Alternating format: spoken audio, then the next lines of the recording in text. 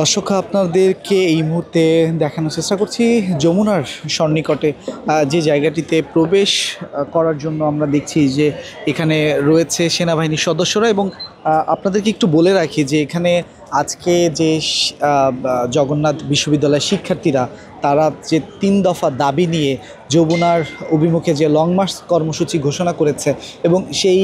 কর্মসূচির প্রেক্ষিতে আমরা যেমনটা দেখেছি যে পুলিশের মধ্যে শিক্ষার্থীদের যে ধাওয়া পাল্টা দেওয়ার মতো ঘটনা ঘটে এবং তাদের সেই দাবিগুলো নিয়ে প্রধান উপদেষ্টার বাসভবনের যে ভিতরে তারা যারা রয়েছেন সংশ্লিষ্ট তাদের সাথে কথা বলার জন্য আমরা ইতিমধ্যে দেখতে পাচ্ছি এখানে যারা শিক্ষক প্রতিনিধি রয়েছেন তারা ইতিমধ্যে এখানে এসেছে এবং সেনাবাহিনীর সদস্য যারা রয়েছেন তাদের সাথে এখানে কথা বলছেন ভিতরে যাওয়ার ব্যাপার নিয়ে এমনটা আমরা দেখতে পাচ্ছি। তবে এই জায়গাটি এখন সম্পূর্ণ নিরাপত্তার চাদরে বেষ্টনীয় করা হয়েছে এবং প্রতিনিয়ত এই জায়গাটিতে নিরাপত্তা থাকে, তারপরও এখন কঠোর নিরাপত্তা জোরদার করা হয়েছে। কারণ এই প্রধান উপদেষ্টার বাসভবনকে কেন্দ্র করে যেহেতু শিক্ষার্থীরা লং মার্চ কর্মসূচি ঘোষণা করেছে, সেক্ষেত্রে আমরা যেমনটা দেখেছি সেই সকাল 11টায় জগন্নাথ বিশ্ববিদ্যালয়ের যে শিক্ষার্থীরা রয়েছেন তারা পূর্ব নির্ধারিত সময় জগন্নাথ বিশ্ববিদ্যালয় থেকে তারা এই যমুনায় যেখানে প্রধান উপদেষ্টা থাকেন সেই বাসভবনের দিকে কিন্তু তারা লং মার্চ কর্মসূচি ঘোষণা করেন এবং পরবর্তীতে আমরা যেমনটা দেখেছি যে পুলিশের সাথে কিন্তু দফায় দফায় ধাওয়া পাল্টা দেওয়ার মতো ঘটনা ঘটে। কারণ পুলিশ বলছে এই প্রধান উপদেষ্টার বাসভবন এটি 144 ধারা জারি করা রয়েছে, যেহেতু রাষ্ট্রের একটি গুরুত্বপূর্ণ জায়গা, সেক্ষেত্রে এই জায়গাটিতে কোনো ধরনের মিছিল মিটিং করা সম্পূর্ণ নিষেধ। সেক্ষেত্রে পুলিশ তাদের নিজস্ব নিরাপত্তার জায়গা থেকে তারা এই জায়গাটিতে অবস্থান গ্রহণ করেন এবং তাদেরকে এই যারা শিক্ষার্থীরা যারা লং মার্চ টু যমুনা কর্মসূচি গ্রহণ করেছে তারা যাতে ভিতরে প্রবেশ না করতে পারে সেই কারণেই আমরা দেখেছি ধাওয়া পাল্টা দেওয়ার মতো ঘটনা ঘটে। এই সামনে যে ব্যারিকেড দেখছেন এই ব্যারিকেডই কিন্তু আসলে তখন ভেঙে ফেলে ভিতরে প্রবেশের চেষ্টা করছিল শিক্ষার্থীরা, কিন্তু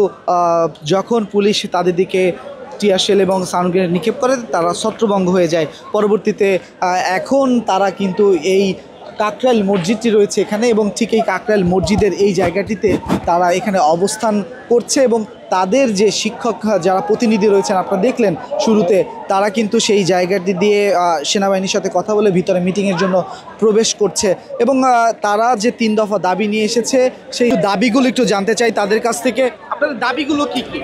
সব মশার বিরুদ্ধে সুরক্ষা দিতে এলো বসুন্ধরা এক্সট্রিম অ্যারোসল, মশার বিরুদ্ধে এক্সট্রিম সুরক্ষা। আমরা এখানে 3টি দাবি নিয়ে আসছি। আমাদের প্রথম দাবি হচ্ছে আবাসন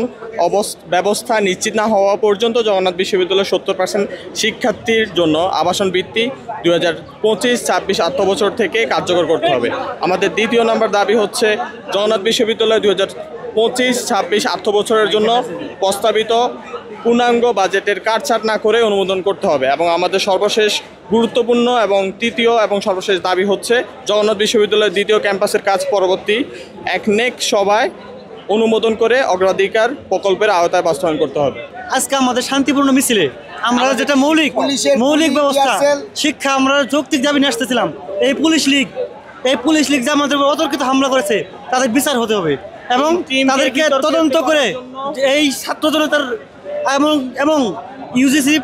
চেয়ারম্যান স্যারকে বলতে চাই, স্যার আমরা আপনার বাবার বা আপনার দাদার সম্পত্তি নিতে চাই না, আমরা আমাদের এসেছি দাবি নিয়ে, আপনার ভিক্ষা করতেছি নাই, আমরা আবদার করতেছি নাই, আমরা চাই আমাদের মৌলিক দাবি যেটা আমাদের যৌক্তিক দাবি সেটা অবশ্যই পূরণ করবেন। যেখানে জগন্নাথ প্রতিষ্ঠিত হয়েছে 2005 সালে এবং তারপরে বিশ্ববিদ্যালয় প্রতিষ্ঠিত হয়েছে, সেখানে নতুন বিশ্ববিদ্যালয়গুলো প্রায় 500 কোটি টাকার মতো অনুদান বাজেট পাই, আমাদের জগন্নাথ কী করে 100 কোটি টাকার মতো পাই। ধন্যবাদ আপনাকে। চলবে না। দর্শক আপনারা শুনছিলেন শিক্ষার্থীরা যেমনটা বলছিল তাদের কাছ থেকে আমরা তাদের কথাগুলো এবং তাদের যে দাবিগুলো রয়েছে সেগুলো আপনাদের মাঝে তুলে ধরছি এবং আপনারা দেখছেন এই ঠিক কাকরাইলের সংশ্লিষ্ট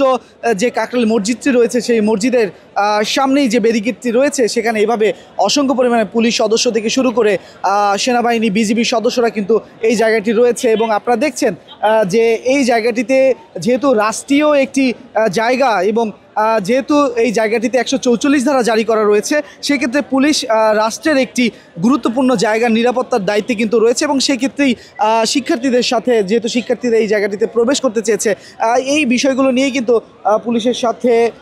শিক্ষার্থীদের ধাওয়া পাল্টা দেওয়ার মতো ঘটনা ঘটে। তবে দর্শক, এখন সর্বশেষ পরিস্থিতি আমরা যেমনটা দেখতে পাচ্ছি, শিক্ষক প্রতিনিধি যারা রয়েছেন তারা হয়তো যমুনার ভিতরে প্রবেশ করবেন এবং সেখানে গিয়ে তারা যারা সংশ্লিষ্ট রয়েছেন তাদের সাথে কথা বলবেন এবং কথা বলে এটির একটি সমাধান হয়তো বা হতেও পারে। এবং সেই প্রেক্ষিতে আমরা দেখতে পাচ্ছি যে শিক্ষক প্রতিনিধি যারা রয়েছেন এবং তারা ইতিমধ্যে সেনাবাহিনীর সাথে কথা বলে তারা ভিতরে প্রবেশ করবেন। তো দর্শক, এই ছিল এখান থেকে সর্বশেষ তথ্য এবং সঙ্গে ছিলাম আমি মোহাম্মদ রাইয়ান হোসেন এবং আপনারা দেখছেন কালের কণ্ঠ।